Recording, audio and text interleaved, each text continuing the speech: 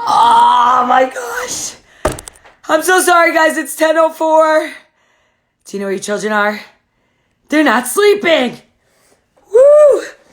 Shimi Adar started a live video. Thank you, Instagram, for notifying the audience. Guys, how are you? Happy Sunday.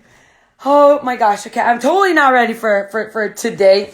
Half the world is sleeping and we're like just getting started. You know what I'm saying? Shimi is in the house. That's what's up. Woo, woo.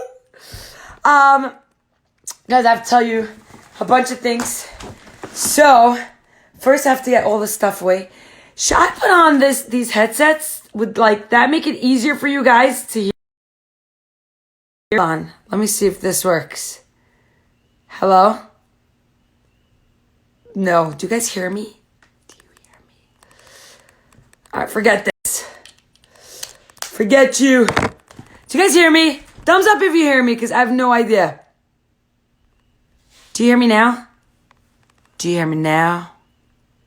Alright, I see the hearts. I see the hearts. Hi, Esther. Hi, Faggy. Hi, Healthy Nut. Alright, you guys hear me? Good. Hello, Rabbi Geller. Dini Ingver. Oh my gosh. I have to tell Nico that you're on. Hey, Shirel. Hey, Essie. Oh my God, Shirel, I still didn't. Oh, shoots. Okay. Do you guys know what happened? I broke something, so now they're fixing it. So they have all the plans over here. Okay, I have my pen. I have you guys. What else do I need? Pestala, it's been a while. Growing stronger. Shimi, I love this time of night. Is it too late for you guys? Like, I feel like you all just want to go to bed. No? New sweatshirt. This is my son's sweatshirt. Cause I alternate between like all my kids. I'm like, I'm taking your clothing today, your clothing tomorrow. And don't say no, cause I'm your mother. New sweatshirt. No. So Rifki, now I know you weren't on my live last night because I was wearing this on my head last night. But welcome back. Lily. How are you? Sleep is overrated. By the way, it totally is. I don't get enough sleep. I don't know how people get enough sleep. Oh my God, 120. How do I screenshot that? It's actually hot. It's getting hot in here. Hold on one sec.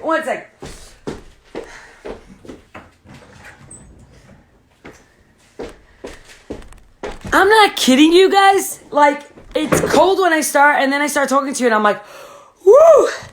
Pressure's on. Devorah Leah, I love you so much. They can't say no because they don't get pancakes? I don't get it. I'm still in the Poconos. Thank you for asking. Okay, I want to tell you. Today was my first day out of this house. I went like all prepared. You know what I'm saying? I got my whole like thing going. I had my gloves on. I put on my mask. Put on my coat. I put on my hoodie. I was like, yo. Make way. Shimmy coming through. And I went, hi, Pickles. And then I went to Walmart. Like, that was the excitement of the day. Why did I go to Walmart initially? And I had to get, like, a lot of stuff. Okay? And that's the only place to go to in the Poconos. So I go to Walmart. And, guys, you have to understand, this is the first time I'm out of this house in over a month. Okay? I have not, like, I went out to the porch, and also because Walmart's my favorite store. Exactly. Guys, I have seen the world in a completely different light. Oh my goodness, it was like I was in a twilight zone. I watch videos and you see what's going on out there, but then you actually go out and Hashem, it's like depression land. Everybody looks sad and lonely and no one's talking and it's quiet. You could hear the footsteps around you. How am I still sane? Because I got you, babe. I got you, babe. By the way, and look, this thing got like more intense as quarantine happens. Look, see that vein? How many of you have that vein going down your forehead? I got you, babe. I got you, babes. That's how I keep going. What am I doing in the Poconos? Thank you for asking. Surrey Mother Pearl. Oh my God, Mama Mother Pearl. So I'm here because I wanted my kids to have grass and like trees and a place to go out because we don't really have a backyard in Brooklyn. So we came here before like quarantine even happened, and then we've been here ever since. I was so amazed. It was so amazing. It reminds me of what you always say. I cried in happy tears. Lily, what are we talking about, girl? What you talking about? So anyway, no, I'm not renting. I'm in. My friends have this like huge place. So like everybody has their own like department over here.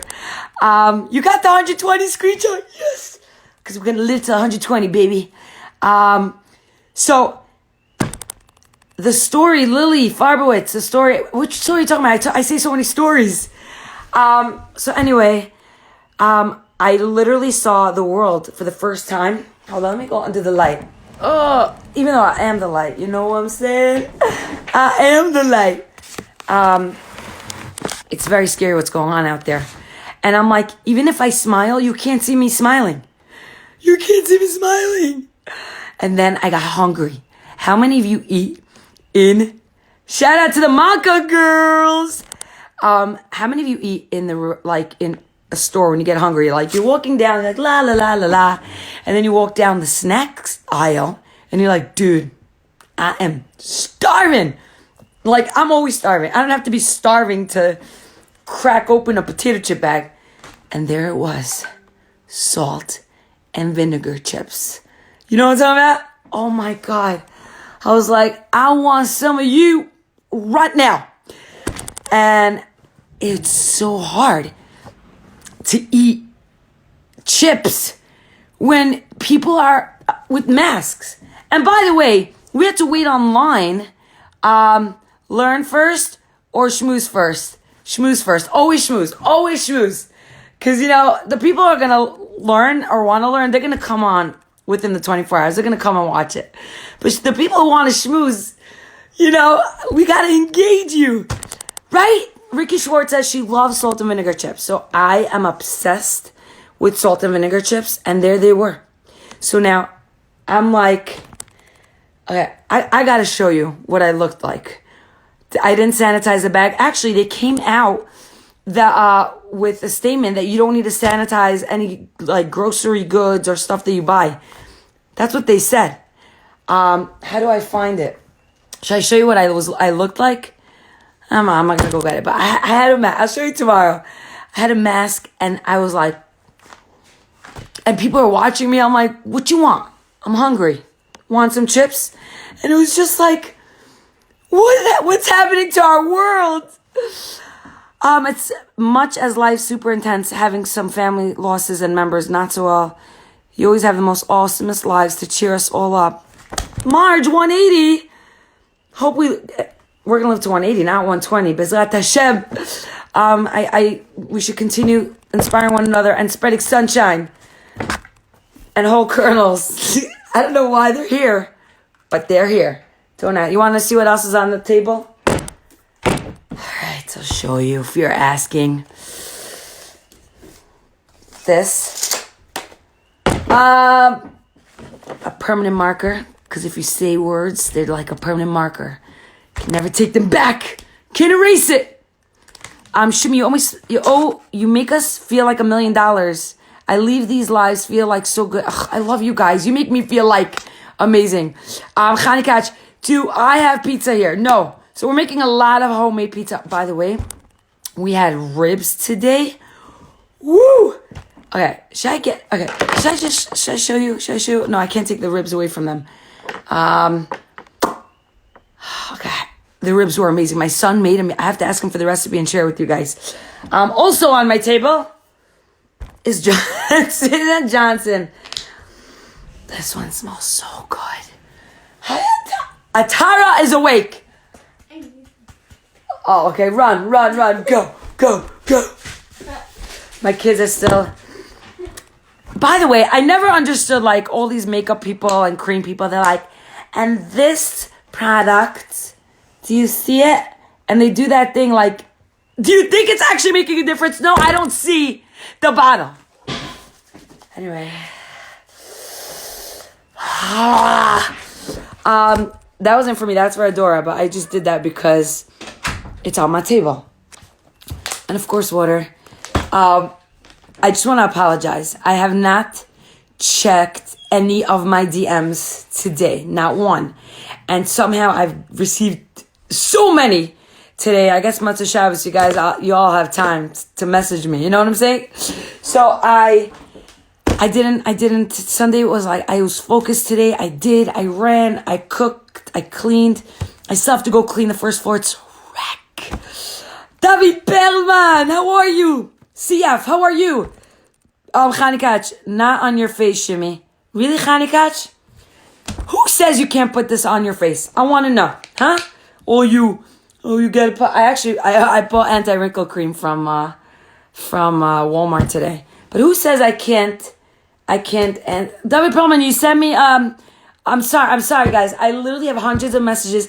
I don't know how I do it. I was talking to Charlene, and I'm like, how in the world do you respond to people? Like, she for sure has a personal assistant. I'm telling you guys, there's no way.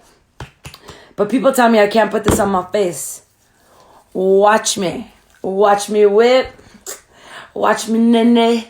Oh, watch me. Oh, and then you take it on. You do it in upward position. Shimmy, stick to dancing, okay? You will never have any. Oh, are you not supposed to do this? I know. You're supposed to do this. Guys, we have a lot of learning to do. On this finger, right? And then you dab it. Woo! It's like, come on. Ain't nobody got time for that. So I put glitter on my face. Okay. Oh my God, I should have a tutorial one day of like how Shimi cleans her face. You know what I'm saying? It would take about 2 seconds because I don't. Chani Catch is like, stop, Shimi.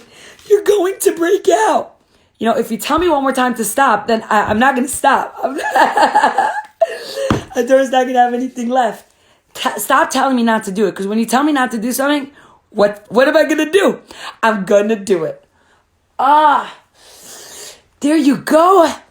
All right. Guys, so number one, I wanted to apologize because I didn't respond to any of you.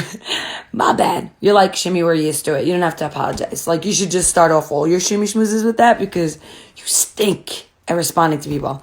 I actually messaged a rabbi today. He messaged me last night, Shimmy, I need to speak to you when you get a chance. So I messaged on the way to Walmart or on the way back. I'm like, I have a few moments now. I'm driving. If it's a good time for you. And apparently he responded. He said, yes, it's a good time. And apparently he called me and I didn't respond and I didn't answer. Oh my gosh. Ricky Schwartz is telling me not to dance. Excuse me? Why are you telling me not to dance? How do I les dance to a cappella? You can't dance a cappella. It's really, I don't even have a cappella. No acapella for you guys. My kids. Atara, what did you watch on YouTube? Go Shimmy. Finish the bottle. All right, let's do it. I wonder what this tastes like. I would eat it now, but it's not worth it because like no one's paying me money to eat it. I could dance to the Maccabees. All right, if you say so. Guys, what should we dance? What should we dance to? 2 more minutes. We gotta learn. We gotta grow. This is very important, guys, because we get to know each other on a personal level. By the way, I'm gonna get Maccabees. You guys tell me. Let me see who was listening. David Perlman was on the other night. That's when I said our Shimi Shmooze interviewer on Wednesday night is. Who's going to be our Shimi Shmooze interviewer? Let's see who remembers. Oh, people are saying 613. Let's see. Should I do 613 or the Maccabees? It's freezing in my room. So go sleep in Nathaniel's room. Let's see. You want 613? Uptown Funk. She should go to sleep. Oh my God. Ellie Gerster, that's right.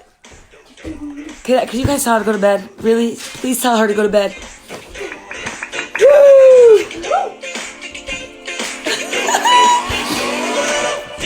Don't learn from me on how to put your kids to bed. Really don't.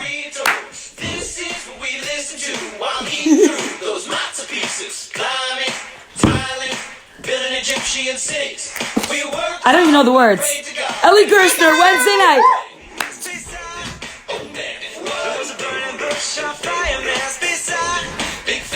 My kids have Zoom. Yeah, they do. They said go to sleep. You have school tomorrow.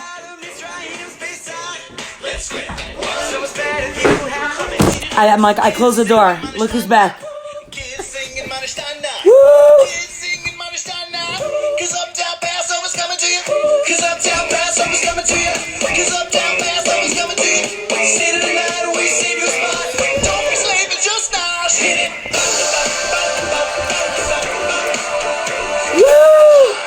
All right, seriously, are you really? You know you want to do a little thing to come here, okay? That way. One, two, Here we go.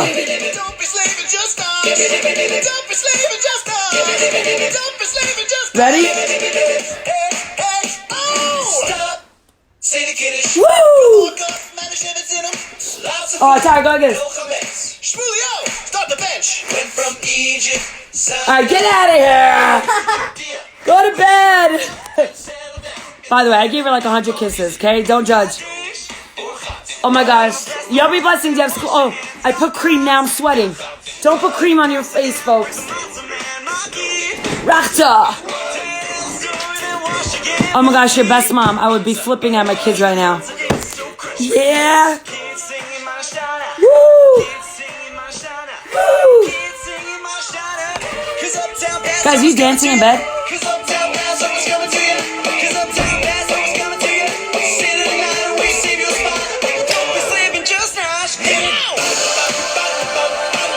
Alright. Guys, we need to talk. We need to talk. Oh my gosh, I can't do cream. When is Ellie Gerstner coming on? You guys gotta let me know. What time do you want? Do you want 8? Do you want 8:30? Do you want 9? I'm thinking 9. What you telling me, peeps? You said if we tell you not to do something, you'll do it. Oh, I see what you. Why are you so smart? My Shimi shoes are so smart. Someone said, "What's this? It's too guyish." It's 6:13. They're pretty Jewish to me. You know what I'm saying? They're talking about Manштana. Okay, 8:30. Let's go, guys. Tell me. 9:30, 8:30, 9, 8:30, 8:30. 9. I'm thinking 9 o'clock is a good time. What happened? You okay? I woke up the whole house. 9:30, 9:30. Guys, 9:30, it's not too late. Danielle, what time should we have Ellie Gerstner? I think we're getting a lot of 9:30s. 8:30, okay. 9:30s. 8:30. Let's see, we're getting a lot of 9s. Let's see how many. So, late, he's compromising. 8:45. What are we voting about? Tals, we're voting on Ellie Gerstner on Wednesday night. What time he's going on? By the way, Ellie Gerstner, if you guys don't know, he created the Yeshiva Boys Choir. He does the Has concerts. He created songs that you all know and sing to. He's brilliant. He's composed hundreds upon hundreds of songs. I'm very good friends with his wife from Machon, and I want to introduce you to him because he's always like behind the scenes, and he's just a brilliant person, and such a special person as well. Wednesday, cool. Okay, so I'm thinking 9. 9, it seems like, right? 9 o'clock, guys? All right. See, I take what you have to say into consideration. He does everything, right? I went to Machon. Yes, I went to Machon B'Yisakov Hildebrand High School. Machon, you will always be. I'm going to say it, not sing it. Embedded in my memory. Machon, you have given me all that I could ever be. I forgot the rest of the words. But it's Machon B'Yisakov Hildebrand High School for girls only. Like we always had to do that. For girls only. Just in case you didn't know. Where will it be on? The live? On my page. Duh! I'm going to post the flyer tomorrow. Can you also interview Israel Lamb? That's a great one. My sister went there. The whole world went to Mchon. Okay, so I wanted to show you an incredible shoot. I didn't screenshot it. I didn't screenshot it. Okay. Guys, I want to end off with, Ellie Levin. That's a good one. Why did I think of Ellie? Oh my gosh. Hold on one second, guys. Don't ask. I'm wearing the band and it's giving me a headache. How many of you wear this band? Like, I would wear it like this. You know what I'm saying? Yo, what's up? But, oh my gosh, I have such a headache. I think I'm sniffing the job. There's something in here, guys. That smell. That's why Dora's always so hyper. So I want to talk to you guys about a very special person. Guys, do you know why we can't listen to music? Because, anyone know? Why can't we listen to music? Who knows? Pampadisa, that's a good one. Surfkey doesn't trust the band. Can you ask if anyone has been tested positive for corona and recovered over 14 days and blood type B positive to donate plasma for someone sick? Guys, if any of you fall under that category, please contact Nechama_cats. I love this Shimi Shmooze. We help each other out. Yes, Rabbi Akiva, yes! Because of the Talmidim of Rabbi Akiva. Exactly. Okay, so you guys are so smart. So guys, let me tell you, the Omer, right now the Omer, the second day of Pesach, we start counting the Omer. Okay, a lot of us say it, and once you mess up, like me, you stop saying it with the bracha. You stop counting with the bracha. But the Omer is when we count 49 days leading up to the 50th day when it was Shavuot. And you know what happened on Shavuot? We received the Torah. And it says that HaKadosh Baruch Hu took us out of Mitzrayim just to give us the Torah. He wanted us to enjoy it and to learn from it. And it's such a holy thing, okay? But also, you know what happened at the Omer in these days? Rabbi Akiva is, and will be, such an incredible person that we could learn from till today. And that's what's going to happen. But everyone's like, you should interview this. I wish I could interview Rabbi Akiva. That's how I wish. If I could interview Rabbi Akiva, oh my God, can you imagine? I would have to be with the mask probably, because I have to cover my face. I would think so, no? Like, they probably covered their faces back then. So, Rabbi Akiva, there's a lot to learn from him. And I feel like, because we're leading up to the day when we receive the Torah, guys, you can't just get the Torah. You can't just receive the Torah. You got to be worthy of receiving it. You got to work on yourself. And what better time than the Omer? Every day, by the way, corresponds to something else to work on. So you see, by the way, what did I tell you? When we learn, the viewer's job. So that's how I schmooze with everybody in the beginning. And then the real heroes stayed till the end. Or they just fell asleep. So I can't judge. But I figured, why not learn with the Heilige Shimi Shmoozers from Rabbi Akiva and implement it into our lives. And when Shavuot comes, we're going to be like, we are so holy. So, I just want to tell you that someone messaged me. I got a few of these that people were like, I was going to go on Netflix, and then I ended up coming on your Shimi Shmooze, and I didn't watch like a show that was really not so appropriate for me. Can you imagine, guys? I was so honored. It's like Shimi, Netflix, duh. So, good. No falling asleep, Malka. We are learning. So, Rabbi Akiva had 24,000 students, and they died. Do you know why? Because they didn't respect each other. They didn't respect each other, guys. That is, can you imagine? We would like, I don't know if we would all be alive right now, because some say that they didn't even stand up for each other when they walked in. How crazy is that? So that's how we don't have weddings and we don't have live music. Some people don't listen. We listen to a cappella. And also there's no haircuts, but some people cut their hair or shave for business purposes. Okay? So I wanted to tell you a little something, guys. Rabbi Akiva. There's so much to learn from him. Did anyone ever learn about Rabbi Akiva and his holiness and greatness? Someone said, "V'ahavta l'reacha kamocha." Yes.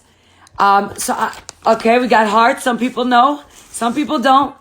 I can't sleep since there's no school. I go to sleep 12, 1 o'clock.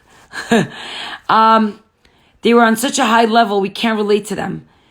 People shave to wear masks. Oh, because it's probably like itchy and yucky. Okay.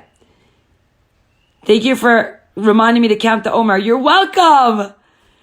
So I wanted to tell you, I want to go through specific things that Rabbi Akiva represented, and maybe we could incorporate it into our lives.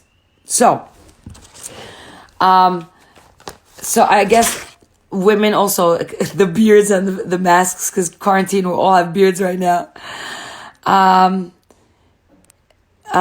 Yeah, people, oh my gosh, let's just say a quick Tehillim,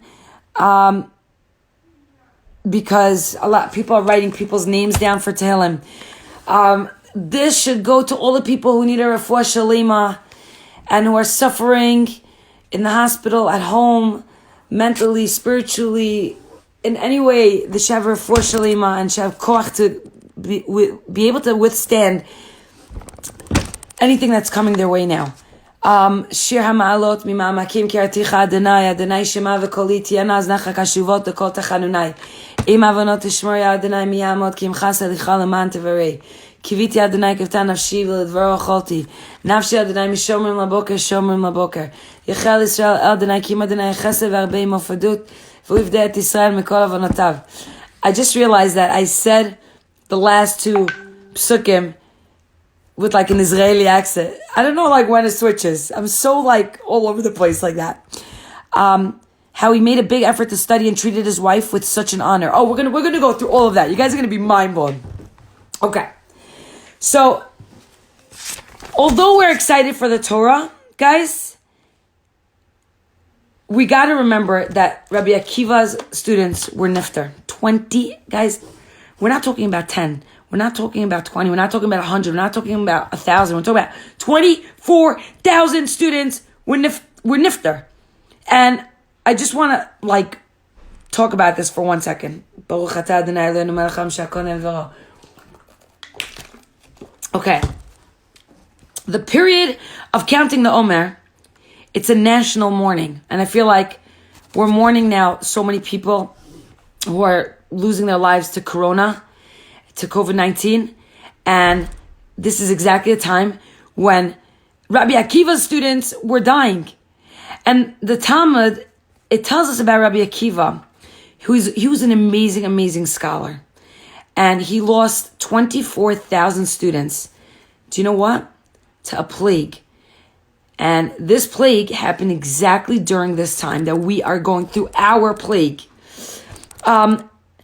The world, it says that the world was desolate. And I really felt like that when I went to Walmart today. I felt like the world was desolate. And after all the students passed away, like you would think he would give up, right? He raised 5 new students. And then he started to rebuild the world with Torah through 5 students. And like, he brought light back into the world.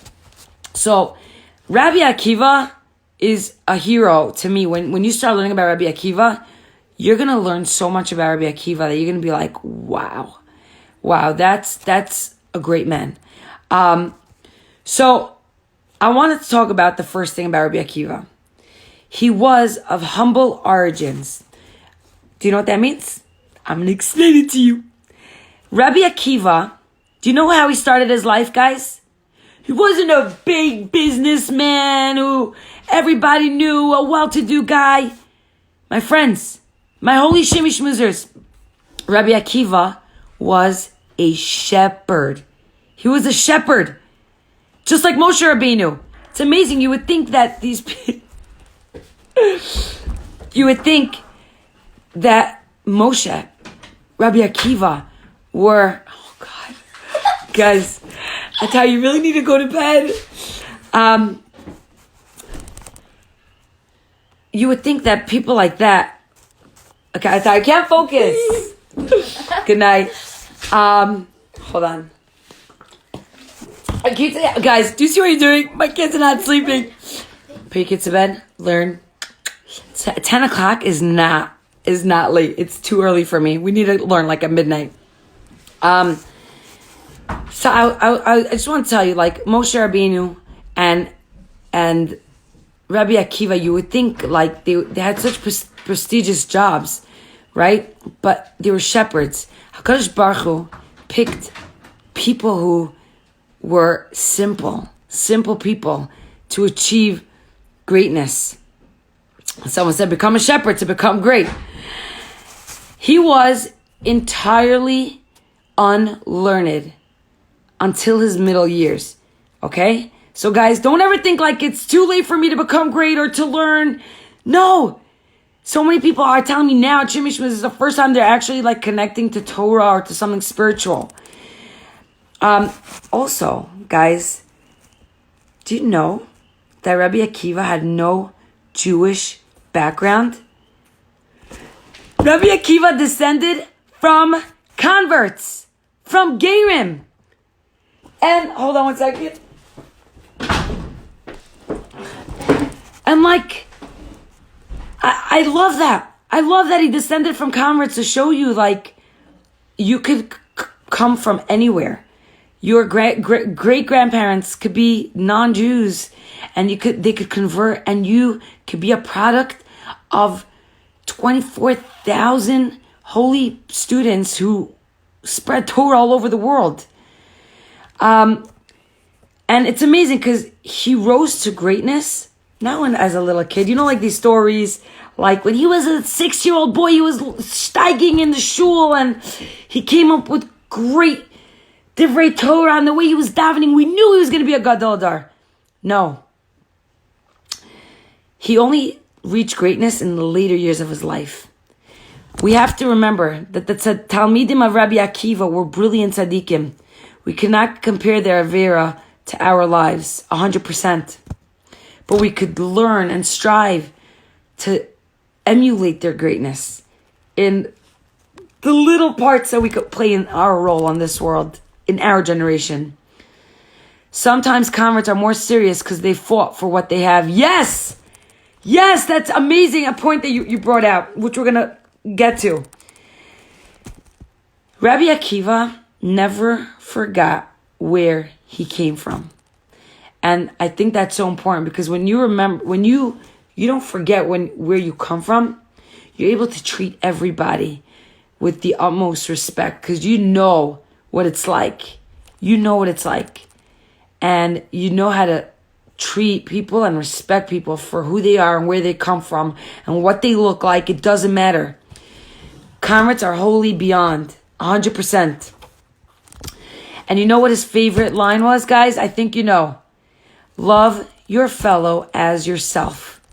V'ahavta l'reacha kamocha.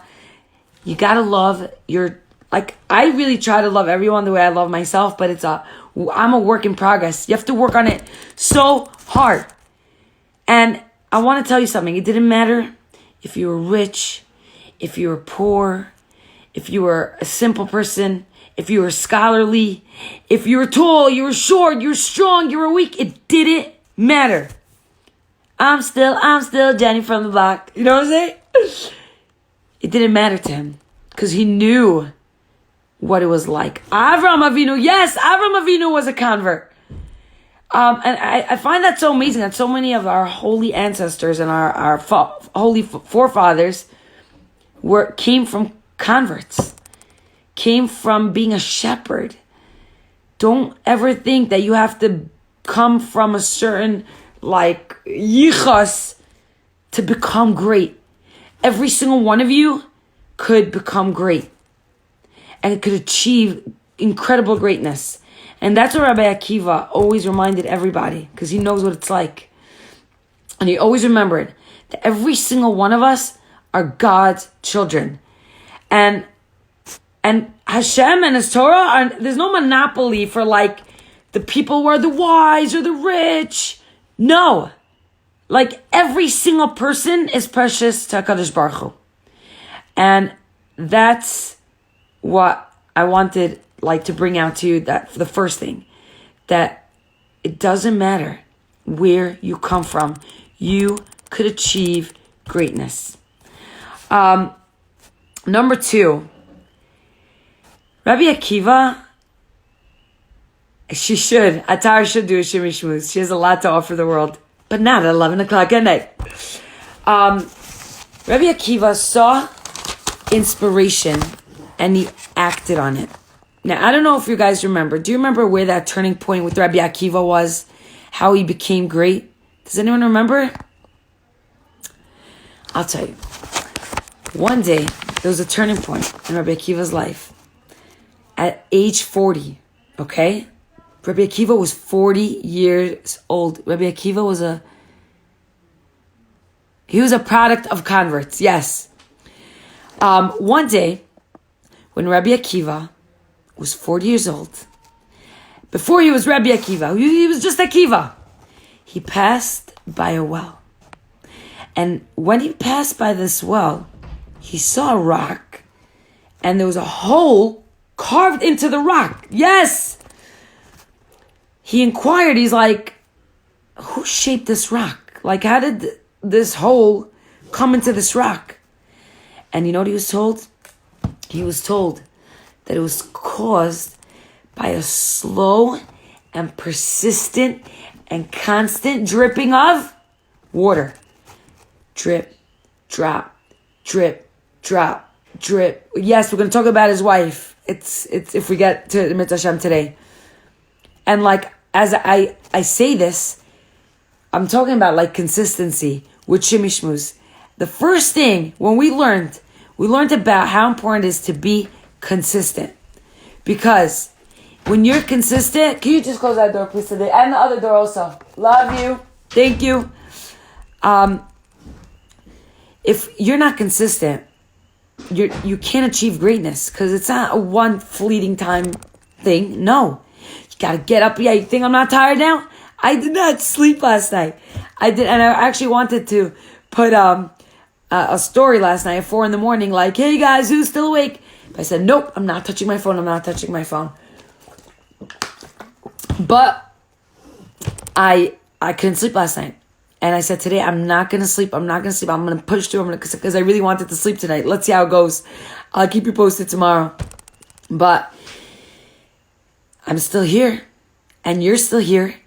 Because you got to be consistent. Every single day. You got to push. You got to shove. You got to be on your game. And I know it's hard. But you can't give up. Because that one day, consistent, before you know it, there's going to be a hole dented into that rock of ours inside to become greater. Just like that rock that Rabbi Akiva saw. And then Rabbi Akiva, he reasoned, when he saw this, he said, if a substance as soft as water, because water is soft. It's soft, look at this. This, a little drop, and a little drop, and a little drop, caused a formation onto this rock. So a rock is very hard. So if water that's soft could create and penetrate a rock, then there's no doubt that the Torah that is hard, it's hard like iron, that cannot penetrate our hearts. And there's so many people out there, they're like, yeah, no, Torah's not for me. I'm not into this whole religious thing. And it's not true. That's the second he realized that, because Rabbi Akiva he was an ox. He felt like Torah's not for me. He was very stubborn. And when he saw that, that was like the turning point in his life. And that was incredible, because that's really what prompted him to learn for a very long time. So I just want to say something. Let me see what time it is. 10:45. So many times in our lives, we hear things, we go to a speech, it's so inspiring. You know, like you go to a speech and you're like, oh my God, it was so nice. It was amazing. It was so inspiring. Really? Could you tell me a little about like what the speaker said? I don't know. It was just inspiring. And it's like, you feel it, but it doesn't make an impression on you. You don't like do something to make a difference. And there's always times in life that like God sends us a message. See, he could have looked at the rock and been like, oh, that's so cool. Nice hole in the rock. Or we could apply it into our lives and be like, there's a reason why I saw that rock. What am I going to take from that?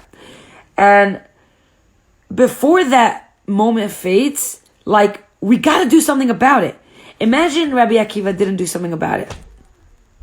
Can you imagine? We wouldn't have had Rabbi Akiva. We would have just had Akiva. And Rabbi Akiva, he saw a moment and he changed his life from that moment right there and then. And I was thinking about, like, you remember last night we were talking about drop the phone. When I saw a kid and I complimented her and I said, I want to call your mother and give her a nachas call. And she said, don't bother calling my mother. She's on the phone all day. Just message her on Instagram. She's for sure going to respond to you. And that moment, that was a moment, right? It hurt me. It hurt me to see a kid who's being affected because the mother's on the phone all day, that it's affecting her child. That was a moment that I experienced. The girl said it to me. I could have said, oh, I feel so bad. And I could have come home, tell my husband I feel so bad for this kid. Or I could have did something about it. I could have done something about it. And that's when I spoke to my husband, like, what can we do? And I said, we got to do a drop the phone thing. What am I going to call it? I came up with drop the phone. I started raising awareness. And it's an amazing thing how, like, it just evolved. And there are so many parents now who are putting their phones down because that kid spoke to me.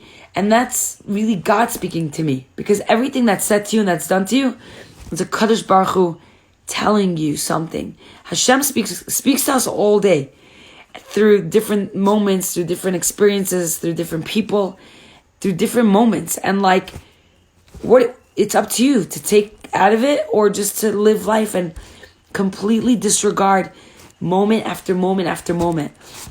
Don't disregard these moments of greatness, that you could become great through it and do something about it. These are moments for you. Don't close your eyes. Don't be blinded. Open your eyes. I want to tell you another thing. I had a moment. Okay, I used to work in the zone for 12. Oh my gosh, I'm so congested. I'm telling you, guys, stay away from the Johnsons. What is in here? Relaxing. If you know what I'm saying, relaxing. This is definitely not relaxing. I feel like my head is busting. This should say hashtag lies. That should be on this bottle. Wow, I never thought of it this way. Thank you for the inspiration. You're welcome, Sky Blue. Yeah. So I used to volunteer in the zone. We got a lot of Zoniacs here. And when I worked in the zone, I was there for 12 years. Like a bat mitzvah, 12 years. You know what I'm saying? And I really thought that I'm going to stay there for the rest of my life. I was comfortable. I loved it. I was program director. I knew everyone. Everyone knew me. Things were rolling. Things were perfect. It really was. And then I'll tell you what. What happened is that the last year that I was there, a family called me up and they said, Shimi, we need you to come do a bas mitzvah for a girl in another camp. Because she's not allowed to have bas mitzvahs in the school, and she wanted to be with her friends and Shimi. That's all she wants. She's been looking forward to it. I did her sister's bat mitzvah. And I want to tell you, I never left the zone to do another event. I always got phone calls from different camps, different organizations, but I was like, I'm not leaving the zone to do an event in another camp. It's just not right. I'm in the zone. But this family begged me. They're like, Shimi, please, you gotta do it. I'm like, you know what? Fine.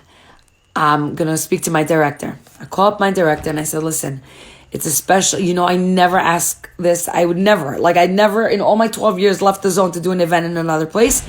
But this girl really wants this bas mitzvah. She's been looking forward to it, and now the school stopped bas mitzvahs.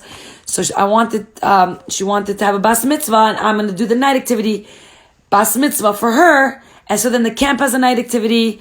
She gets a bas mitzvah. We do it with her friends, before then. It just works out. And the director was really, really nice. She understood, and she was like, you know what? All right, do what you got to do. So I went, when I was program director, I left camp to go to Camp Dina, okay, for a night activity. Now, as I get there, first I surprise her. I'm behind the stage. I go on the mic. I'm like, Ahuva, and she was like, she heard my voice. She's like, is she actually here? And I come out of the curtain. She was like, it was a perfect moment. So first I celebrated with her in her bunk. It was very intimate. We had such a nice time. We danced a little bit. We ate, we schmoozed, put pictures. And then the whole camp came in, okay?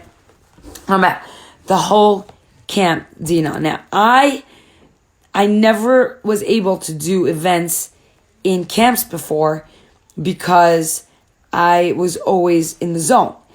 And I remember dancing on stage, okay? And everybody's there. Campers, staff, head staff, married staff, like the head staff children. Places jam-packed. They're jumping. Now, you ever had this, like in the movies when everything is like slow-mo, you're dancing and everyone's like, yeah. And everyone's jumping. And the music, and it's surreal. You can't explain it. You got to be in there. So that's what I felt like. Now, I'm standing on stage, and you always wonder why I left the zone. Here it is. Now you're hearing it for the first time. Someone has a question? Hold on 1 second. I don't even know how to pick them up. Okay. So, I'm standing up on stage, and as I'm standing up on stage, I'm looking around and everyone's dancing. Everybody's singing. Everybody's into it. And I remember having an aha moment. Did you guys ever have that before? It was an aha moment, like, oh my gosh. I can't explain it. But at that moment, I'm like, I need to leave the zone. Not because I want to. Not because I want to leave it. Because I need to step out of my comfort zone. And as I was standing up on that stage, yes, it was an epiphany moment. I'm like, I'm able to spread simcha to so many people here, of so many different age groups, so many different kinds.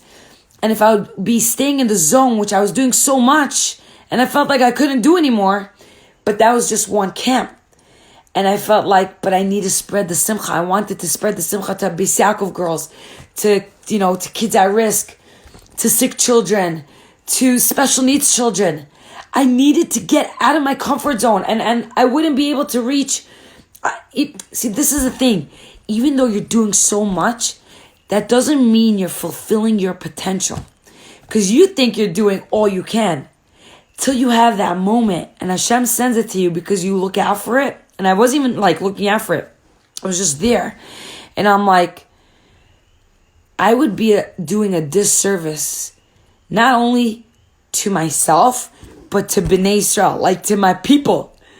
If I just stay in this one place, I can make 500 people happy, or I can make thousands and thousands of people happy. And that would mean stepping out of my comfort zone and going out into the world of camps and organizations. And I didn't know if they're going to want me. I didn't know if I'm going to have jobs. I didn't know. But I said, I got to do it. Because if I don't do it, I'll never know. But I do know is that I'm able to be a source of simcha to people.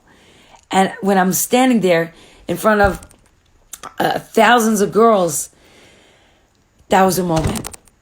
So I want to tell you, it was very hard. It was very hard because I was in the zone for 12 years. 12 years. And then when I started telling people, oh, I'm going to leave the zone, people were like, how could you do this?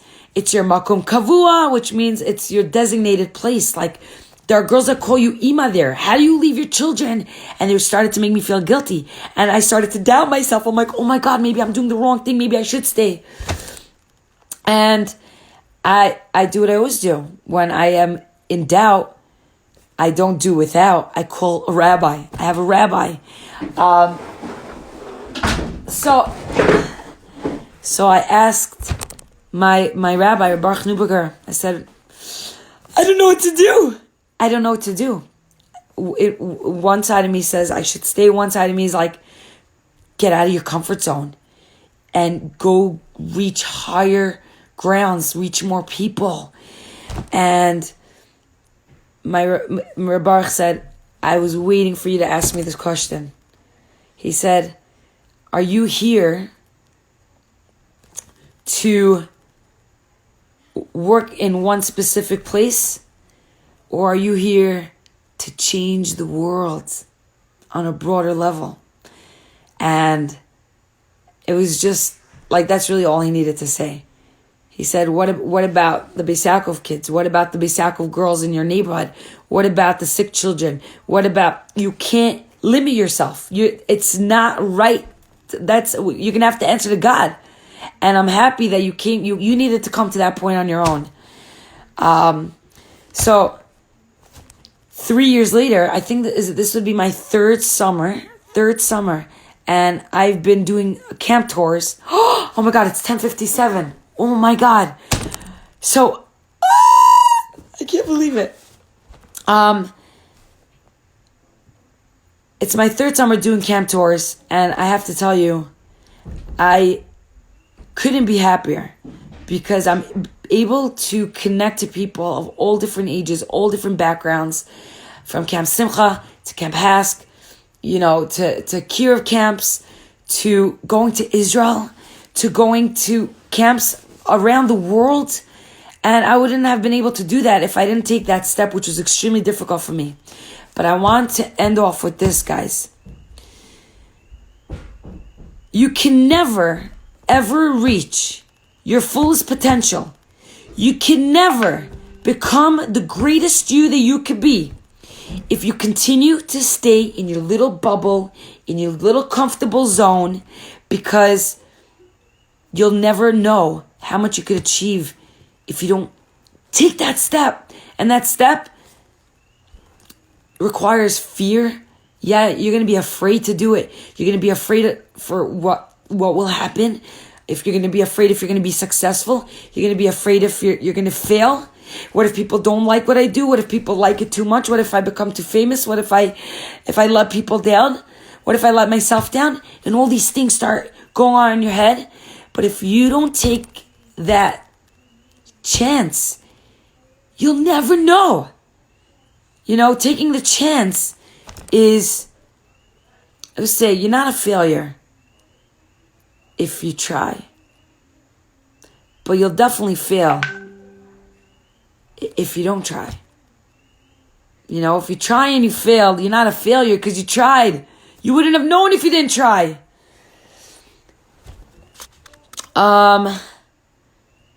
With the butterfly, it says, better the pain than to stay the same. Exactly.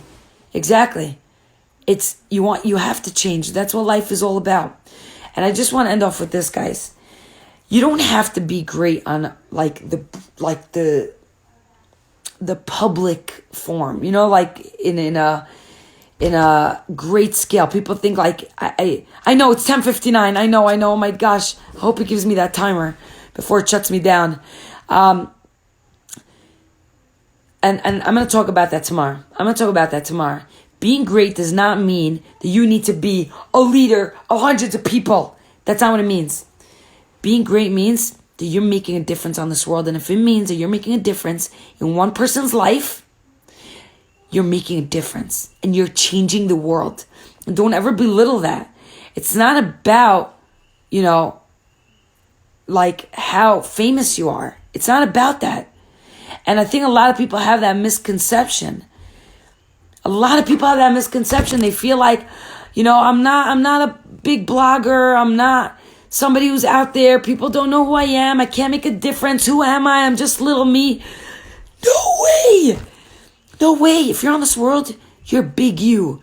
You have so much to accomplish. You don't even know. You don't even realize. And there's no one way to change the world. There's no one way. You got to figure out your way and your strengths and your greatness to make an impact on the world. So there's so many more things I want to discuss with you with Rabbi Akiva. We're going to continue tomorrow. But if there's anything that I could leave you with for tomorrow to work on is that number one, you are great. Whoever's listening, all 104 people, you are great. You're amazing. You have so much to offer the world. And if no one ever told you that, then I'm telling you to you right now. I don't need to know you on a personal level to know that you are great. If you're on this world, you have something to achieve, you have something to accomplish, and you have something to deliver that no one else could deliver like you do. You have that special gift to give to the world the way you do. You have a special neshama, and no one can ever do it the way you do. So tomorrow, whoever you are able to give to the people around you, because they can only get it from you the way you can give it. You're great. You're amazing. No matter where you come from, what you look like, where you're headed, and where you're holding. You are amazing and you could achieve amazing things. Just believe in yourself. Because I believe in you. I love you guys. Laila Tov. I'll see you tomorrow. Oh, wow. I wish I could read all your messages now. All right, I'm going to put my kids to bed. Be the reason someone smiles, guys. Mwah.